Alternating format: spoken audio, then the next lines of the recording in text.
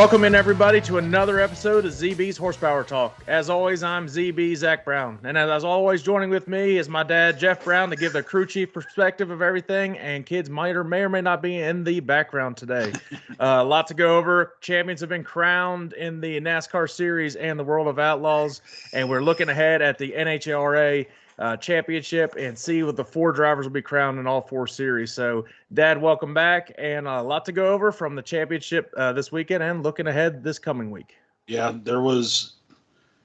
didn't seem like there was a whole lot of racing as far as picks wise, but there was a lot of racing. Started Wednesday night with the World Outlaws, the World Outlaws late models, and the Super Dirt cars at Charlotte. And went Wednesday through Saturday. Friday night we had the trucks crash fest at Phoenix.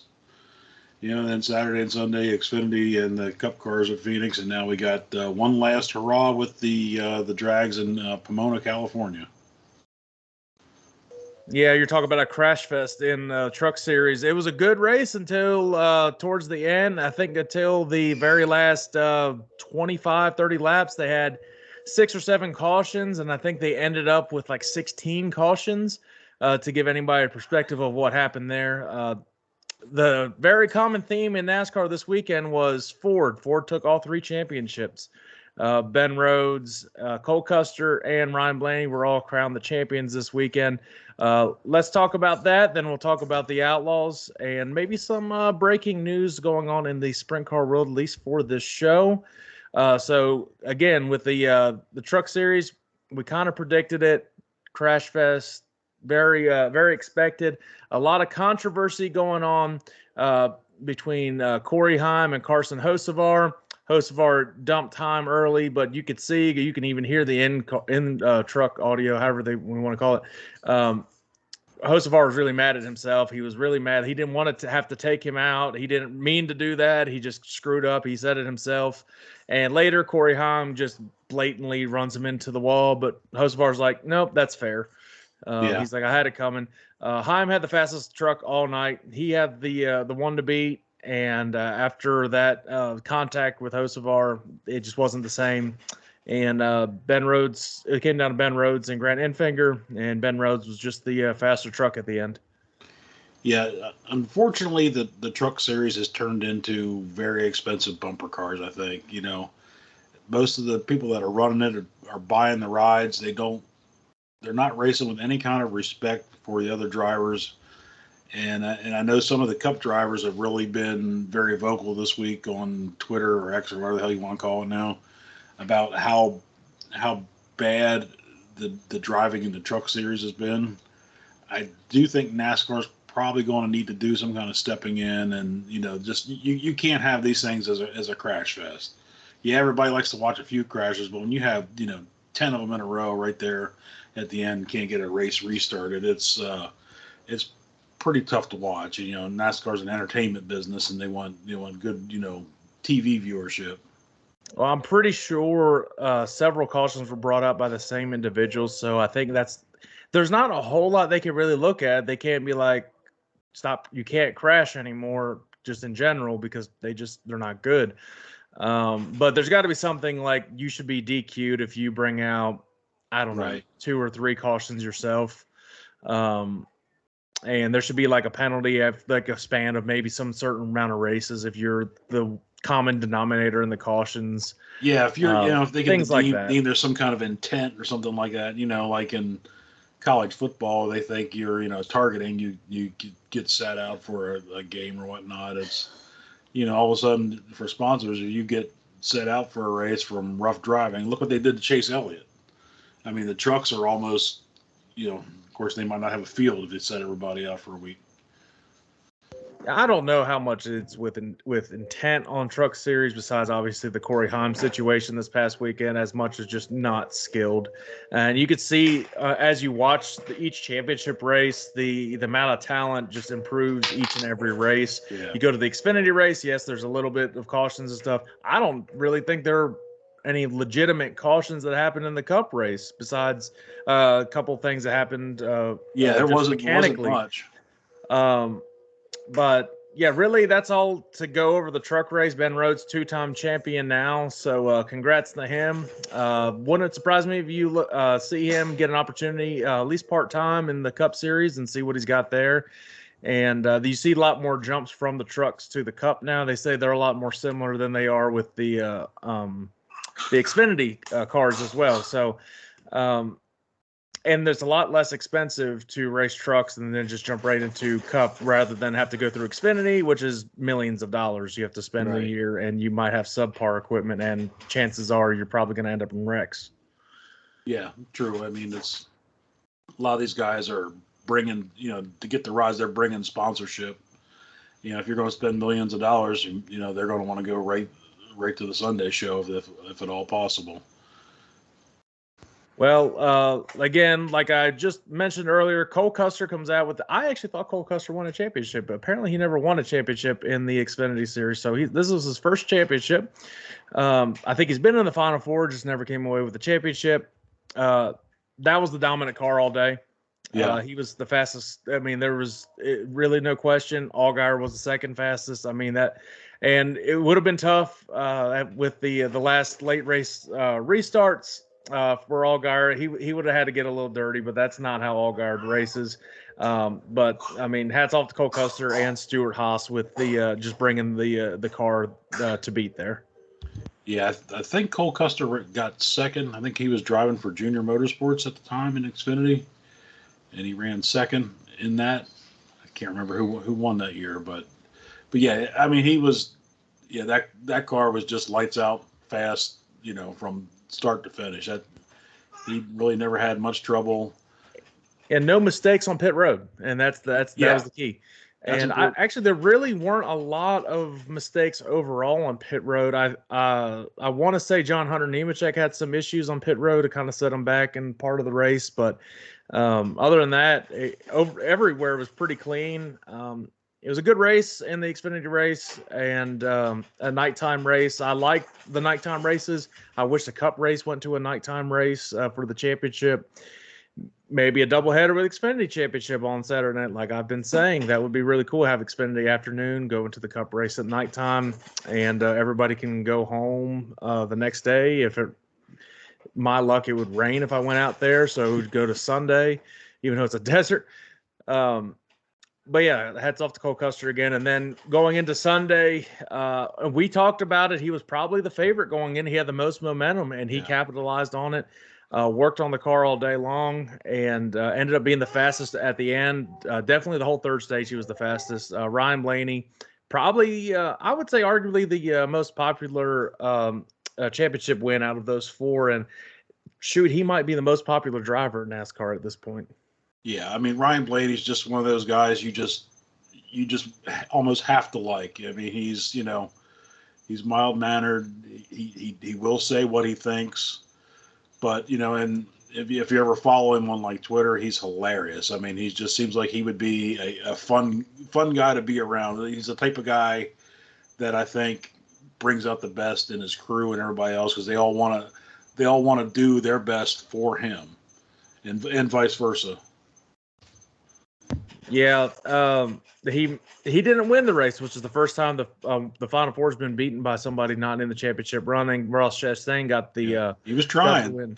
Well, Chastain had some blocks he had on Blaney. Nothing dirty, just was racing him hard. Blaney was pissed though, and Blaney, he said it after. He's like, "Damn right, I meant to hit him. Like, what do you want me to do?" He's like, he was blocking me several times. Chastain shouldn't roll over. He's trying to win the race and then improve whatever, if he can improve in point position. I'm not sure where it came out. Yeah, that don't roll over just because he's in the championship race. Yeah, and I mean, he very well could be in the championship next year, and this could be a setup that they look at. Hey, we were good with that, and let's go back with the same car in the same way we know how to win here now. Confidence is a big thing, and they came up short last year, but they might be able to bring a car next year. Who knows? Anything can happen in the season. We obviously know that. But again, hats off to Ryan Blaney. For obvious reasons, we're not the biggest Ford fans and stuff, but Ford brought their A game this weekend and came out with the championship. It was the only Ford in the Cup Series. I wish I would have been able to see Christopher Bell, see what he could have done in the whole race, but early on had that brake. Yeah, he was good. He was good early. Yeah, and that was he said he's no indication that the brakes were going out. Just kind of just happened.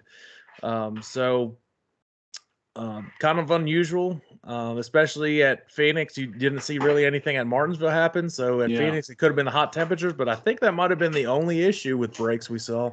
It was probably just a part failure. It was just one those with those 18-inch wheels. The brakes are so much bigger, and you just don't have the brake issues like you normally do. So it was probably just a bad rotor might have had a crack in it right from factory and just finally took a crap.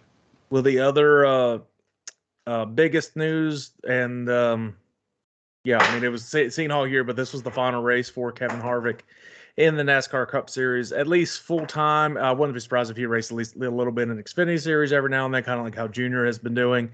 But that was Harvick's alleged last race. I say that because we've seen Jeff Gordon have his final race and that he had to fill in for a couple times. So this is his last race in a full-time capacity at the very least. Obviously, Hall of Fame career, first ballot Hall of Famer. And he kept his top 10 streak alive at Phoenix. I think it's over 20 something now. That's crazy. He's so good at that track. Yeah, and he had a car to beat in the beginning. He was good. But very, I say it's a solid way to go out to end your career. And I think he'll be very good in the Fox booth come February. Yeah, he's really smart. He knows what's going on. He's real articulate and explains he explains very well from the driver's perspective what's going on and then what's happening or what's going to happen and things like that. It's pretty. I'm looking forward to him. I think he'll do a great job. Yeah, they needed that third person in the booth. They had guest appearances and every now and then. I think the best one was Tony by far.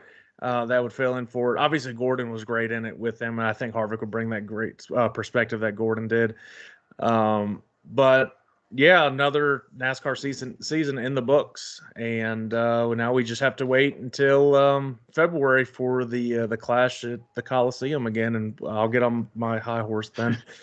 Well, that'll just be a traditional thing we'll make is Zach complaining about the Coliseum. But jumping into the dirt racing world, the World of Outlaw Championships raced. This is the first time they raced 4 actual races. They've always had 4 days there, but they didn't. The sprint cars usually race Wednesday, and then they race Friday, Saturday. But now they went the entire time. Wednesday set up Thursday and Friday shows, and you built points upon that, and then you could go into the heats for Saturday.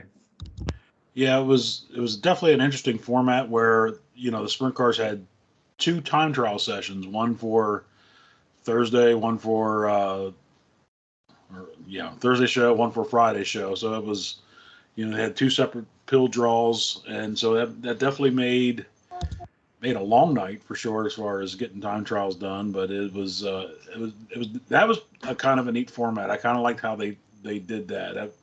That made it kind of interesting. Yeah, definitely, and we saw they were all really good races, and I was there.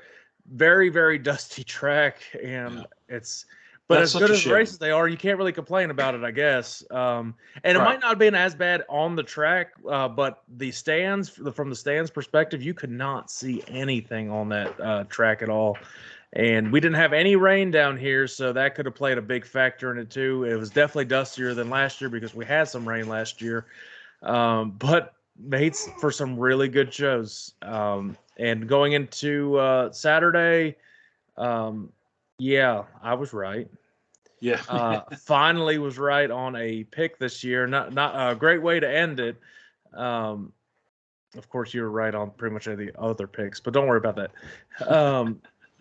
But yeah, Brad Sweet coming away with his 5th in a row. And the only other driver to do 5 in a row was actually Donnie Schatz. Never mind, before Steve Kinzer, because Kinzer won like 8,000 in a row. But the modern day was Donnie Schatz. But now the big news is looks like Brad Sweet might be stepping away from the World of Outlaws racing and going full time for the High Limit Series. Just announced today the High Limit Series. If anybody didn't realize, they bought the All-Star Circuit of Champions, and now the High Limit Series is going to be a 50 race season, and they'll be racing all across the country. It has not been determined if it's only going to be midweek or how they're going to handle that. Big races include the Tuscarora 50 was one of the races they are still going to have. And they're going to work around their crown jewel races as well. That way people can go race in the outlaw races if they want to. They don't want to take away those big purses. But the biggest thing for this, they want to have drivers earn money.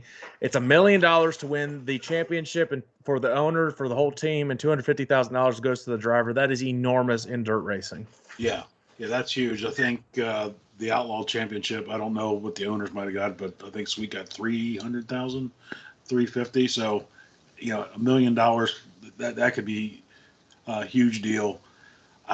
I'm going to assume they're no longer going to be using the All-Star Circuit of Champions name. From what I'm seeing, they just keep calling it the High Limit Series. I was kind of wondering if they would have. There's 50 races. They obviously can't all be midweek shows, so they're going to have to be. I would think they're going to have to get some weekend or run mostly weekends. I was kind of wondering if they call it the All-Star, then the midweek shows be like the High Limit Series on some of the bigger payout races or something like that. And that remains to be determined yet, so we don't really know. But yeah, Brad Sweet going to run full time in that.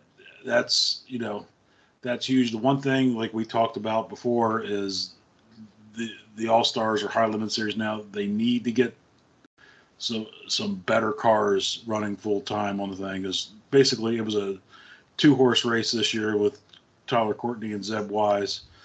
So now we can get some few more, and it makes me wonder, maybe some of the, I use this term loosely, some of the lower outlaw cars that really don't have any shot at a point title. Do you see them maybe come over? Like Brock Zierfoss comes to mind. Maybe even the Shark Racing. One of them, maybe even like hot sauce coming over there. It'll be interesting to see. Because now it's less races on the schedule. It's better for the teams. They're able to travel better. So any drivers that are looking to cut down on their travel and earn more money, essentially, that pretty much a no-brainer, I would think. But some of the events the series is going to keep. Obviously, the Bob Weichert Memorial they're going to keep. Make sure that is a sanctioned race with them. Tuscarora 50, and make sure they're going to Portsmouth, Ohio still. And they're going to kick off. The only thing we know right now, they're going to kick off in February, and that's going to be at East Bay in Tampa, Florida. Yeah. No word yet on Volusia, which that might be an outlaw only race. So I don't think the All-Stars have run East Bay before, so that kind of makes sense. I also think they're running the dirt track at Texas Motor Speedway. Yes, I was actually about to say that they're trying to work in conjunction with the NASCAR schedule as well. So it looks like Larson's going to race full time for the series title in this. So he and Brad Sweet are going to race all the races. So there's 2 cars that could win. Yeah. Tyler Courtney's going to race in it. Zeb Wise is going to race in it. Rico Aber's up in the air right now. He posted on the Elon Musk social media device that they have that he's up in the air what he wants to do. So he's kind of wanting to see what his fans do. But I bet he ends up going to the High Limit to race full time there. There's another driver. So you have a ton of diversity with how good these drivers are. I think it'll be great racing. I think this would be a prime series for somebody like Macri to try to run the whole traveling series. I think that would probably be very much good. As far as a Pennsylvania driver, that would be the only one I think would probably do something like that full time. And this will all be on Flow Racing. Flow Racing is a big sponsor in this. They're actually adding a lot more, putting a lot more into this. So they have a really good sponsor for it. Obviously, Brad Sweet with Casey Kane Racing helping out as well. And obviously, Larson and Hendrick, I'm sure, is going to pour in some money to this. I think this is huge for dirt racing. And I think this will revitalize a lot of tracks that don't always get a lot of crowds too. Yeah, and it's like if you're going to even remotely try to compete against the Outlaws, you better go big. I mean, it's trying to half-ass it is not going to do it. So you better go big. You better put good shows on. Get them run through at a good time. Don't dick around all night waiting. Get the shows, run them, get them done, and everybody leave happy without being there till 1 o'clock in the morning. Well, and High Limit did a great job. They started off early in the year. They were, we were going to 11, 12 o'clock, and I was like, come on, we can't be doing that. Well, they learned from that, and they got the shows done. Yeah. And that's one thing that you can credit the Outlaws with, especially seeing it in person. They do not mess around. They do not screw around on the track. You go, go, go, go. We got to get this in. But one thing, just to finish up on this, as big as the High Limit was, they had over 8.5 million views just on Flow Racing and over 142 million views across all the platforms. So that is enormous. So I expect those numbers to even go up even further. Excited to see where the sport goes. But that's really all I've got with the dirt racing news and all that. And I've got one more thing. You have anything to add on the High Limit? No, like I said, anytime you're doing something to better the dirt sport, like Larson and Sweet are trying to do, that for just being a fan, you can't not be happy about seeing that. Well, the breaking news I wanted to give is that I have confirmed it today with the driver himself. The driver just raced the 69K down at the World Finals at Charlotte Motor Speedway. Is going to come on the show. Justin Henderson, veteran 410 racer from South Dakota. So the bonus episode should be coming out this Friday. So make sure you all are looking for that. Make sure you hit that notification on YouTube. It'll be exclusive on YouTube and obviously anywhere you get your podcast. Make sure you do not want to miss it. It will be a very interesting conversation. Anytime we have these drivers on is always a lot of fun. Yeah, Justin did a good job because just making the World Finals was not an easy situation. There's a lot of really good cars that did not make the final night, and he ran a little bit a couple weeks ago at Babs Motor Speedway. Got crashed out in the heat race, so he's got had about 3-4 laps in that car, and to go right out there, have a good time trial, run well in the heat races. Decent feature finishes, and was able to come home with a good finish in Saturday night's A-Main. That was, their goal was to make the show. Yep. And they made all 3 nights. Sure. Yep. And they made it every night they raced. So that's definitely an accomplishment. And it was good to see everybody down there. And exciting to see what Justin has to say. And we'll see what next year brings for him and that 69K team, what they decide to do. Well, let's move ahead. Look ahead to this weekend. The only thing we have to preview, the final race of the season as far as we are concerned, the NHRA Championship at Pomona, California, really comes down to 2 series that we're looking to crown a champion. There's 2 other ones. There's very outside chance in the motorcycle that somebody else wins, and pretty big stretch for the pro stocks as well. Yeah. Obviously, Gage, unless he just doesn't go. Yeah, if he doesn't show up, if they sabotage his rig on the way out or something, about the only one. But he is that's the hometown for him. He's going to be extra motivated. He wants to just capitalize with exclamation point on the championship there. Erica, she's got a very comfortable lead over Greg Anderson in the Pro Stock Series. Basically, if she gets a round or 2 win, she'll be locked in as the champion. The funny car is a lot tighter, and it's probably a 3-car race right now between Matt Hagan, Bob Kataska, and Robert Height. 17 points separates all 3 of them. And the top fuel, similar situation as the funny car, comes down probably 3 again. You got Steve Torrance, Doug Coletta, and Leah Pruitt. So looking ahead for Pomona, California now, Dad.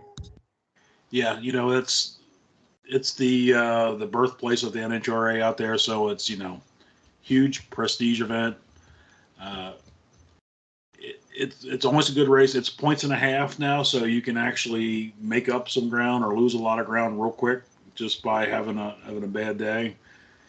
But that being said, like you said, I think pro stock motorcycle and pro stock cars are pretty well. I don't see anything changing in that one.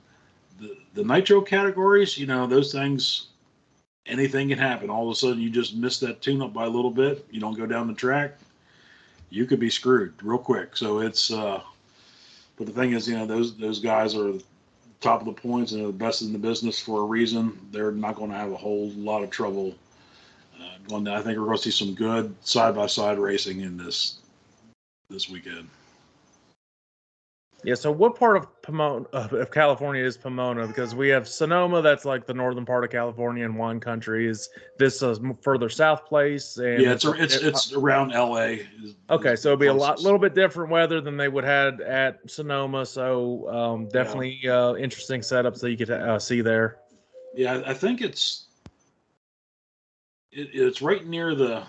You can see in the background there. I think it's the Sierra Nevada mountains, probably in the background. So I'm not 100% sure on. I was thinking it was probably close to sea level, but I'm wondering if it's not that low out there now, seeing those mountains in the background.